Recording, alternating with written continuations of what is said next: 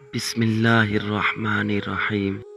حضرت علی نے فرمایا، مجھے دو چیزیں بہت محبوب ہیں، سخت سردی میں فجر کی نماز اور سخت گرمی کے روزے۔ غرور اور غفلت کا نشہ شراب سے بھی زیادہ ہوتا ہے۔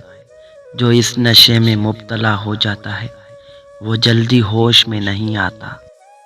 معاف کرنا سب سے زیادہ اسے زیب دیتا ہے جو سزا دینے پر قادر ہو۔ ہمیشہ دعا مانگتے رہو، کیونکہ ممکن اور ناممکن تو صرف ہماری سوچ میں ہے، اللہ کے لیے تو کچھ بھی ناممکن نہیں۔ جب تم دنیا کی مفلسی سے تنگ آ جاؤ اور رزق کا کوئی راستہ نہ نکلے تو صدقہ دے کر اللہ سے تجارت کر لو۔ بارش کا قطرہ سیب اور سانپ دونوں میں گرتا ہے، جبکہ سانپ اسے زہر بنا دیتا ہے اور سیب اسے موتی۔